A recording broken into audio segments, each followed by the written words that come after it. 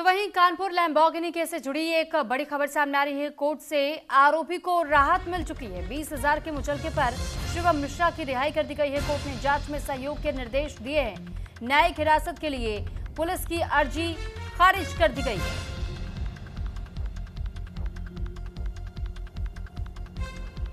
तो आपको याद होगा पुणे का वो पॉश मामला, इसी तरीके की तस्वीर देखने को मिली थी जब एक रईस जादे को कोर्ट ने निबंध लिख करके और फिर उसे राहत दे दी थी। और अब कानपुर के लैम्बोर्गिनी केस से जुड़ी हुई ये बड़ी जानकारी आपको दे रहे हैं। एक बड़ा अपडेट है कि इस मामले में आरोपी शिवम मिश्रा को फिलहाल राहत दे दी गई है, यानी कि न्यायिक हिरासत में नहीं भेजा जाएगा। 20,000 का जुर्माना चुकाना होगा और फिर शिवम मिश्रा को आजादी मिल जाएगी। लेकिन आप सोचिए कि जब ऐसे रईस जादों के हाथ में अगर गाड़ी दे दी जाए और वो जब सड़कों पर उतरे तो क्या इसका मतलब ये निकलता है कि वो किसी भी व्यक्ति को कुचलते हुए चले जाएंगे, लेकिन उनके रसूख की वजह से वो बचा लिए जाएंगे।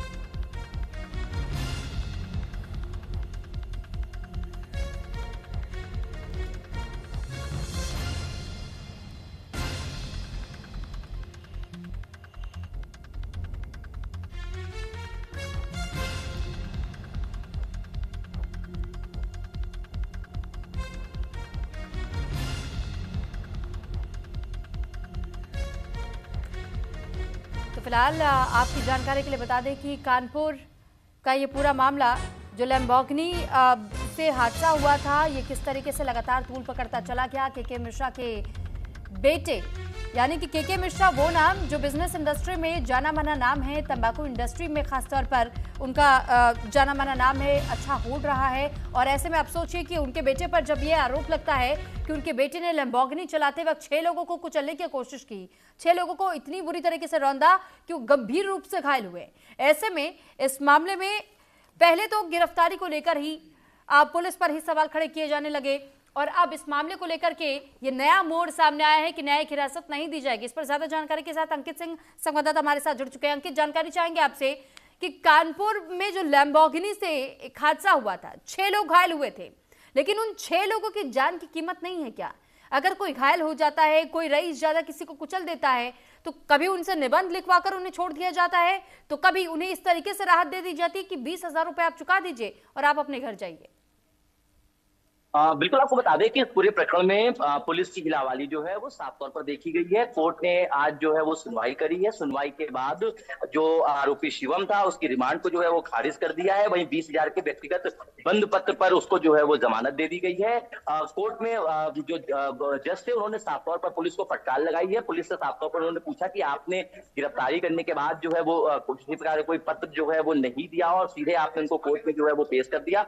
और उसमें जो है वो पुलिस का कहना ये था कि पर्चे जो है वो काटे जा रहे थे, लेकिन उन पर्चों में भी कहीं इस तरीके की चीजें जो थी वो निकलकर सामने नहीं आई थी। उनका कहना था कि नोटिस दी गई, लेकिन नोटिस जो है वो परिजनों ने रिसीव नहीं करी। लेकिन जो इन्होंने पर्चे काटे थे उन पर्चों में नोटिस का जिक्र जो था वो कहीं नहीं था, जिसके चलते जो रिमांड थी वो नहीं दी गई है। कहीं ना कहीं साफ तौर पर यह कहा जा सकता है कि जिस तरीके से पुलिस ने पूरे मामले में हिलावाली करी थी, उसके बाद जो है वो कोर्ट ने कल पुलिस को फटकार लगाई थी। कोर्ट ने आज पुलिस को फिर फटकार लगाई है और शिवम मिश्रा की जमानत जो है वो 20,000 के मुचलके पर मंजूर कर दी है।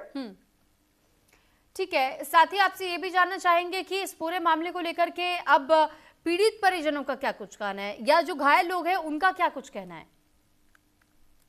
बिल्कुल, आपको बता दें कि इस पूरे प्रकरण में 3 लोग जो है वो इंजर्ड हुए थे, जिसमें से एक के चोट जो थी वो थोड़ा ज्यादा आई थी। उसका इलाज जो है वो प्राइवेट अस्पताल में किया जा रहा था। वहीं तौसीफ जो कि शिकायत करता था, जिसकी तहरीर पर पुलिस ने अज्ञात के खिलाफ मुकदमा दर्ज किया था, उसने भी कल जो है वो समझौतानामा जो है वो कोर्ट में दिया था, जिसमें उसने साफ तौर पर यह लिखा था कि वो किसी प्रकार की कोई कार्रवाई नहीं करना चाहता है। कहीं ना कहीं साफ तौर पर यह कहा जा सकता है कि पैसे और रसूख के चलते के मिश्रा जो है वो अपने बेटे को बचाने में सफल रहे और जो पीड़ित पक्ष थे उन्होंने समझौतानामा जो है वो अपना कोर्ट में पेश कर दिया था।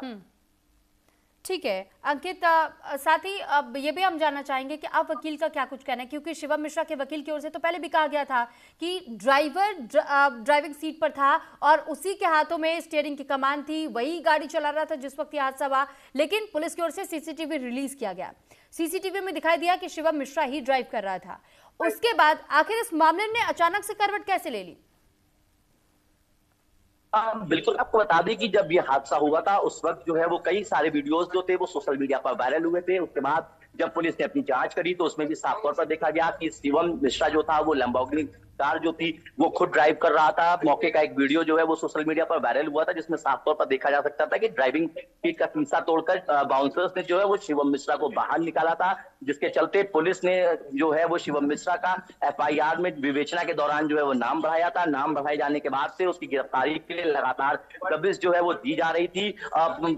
पुलिस ने आज जब शिवम अपने डॉक्टर के पास गया था, वहां से जैसे ही वो निकला वैसे ही पुलिस ने उसको गिरफ्तार कर लिया और गिरफ्तार ठीक है। करने के बाद उसको कोर्ट में जो है वो पेश किया गया, जहां पर सुनवाई हुई। सुनवाई के दौरान पुलिस पक्ष ने जो अपना पक्ष रखा था उसका पक्ष जो था वो कहीं ना कहीं कमजोर था, क्योंकि पुलिस ने ठीक। साफ तौर पर ये दिखाया था कि उसके लिए जो पर्चे थे वो काटे जा रहे थे, नोटिस जो है वो दी गई थी। लेकिन जो अधिवक्ता है उनका साफ तौर पर कहना है कि कोर्ट ने उनको फटकार लगाई है, पुलिस ने किसी प्रकार की कोई नोटिस जो है वो नहीं भेजी थी। साथ ही साथ जो विवेचना में पर्चे काटे गए थे उसमें कहीं भी नोटिस का जिक्र जो था वो नहीं था, जिसके चलते पुलिस ने जो रिमांड मांगी थी उस रिमांड को कोर्ट ने ठीक है नामंजूर अंकित, कर चलिए दिया। बहुत धन्यवाद आपका तमाम जानकारी हम तक पहुंचाने के लिए।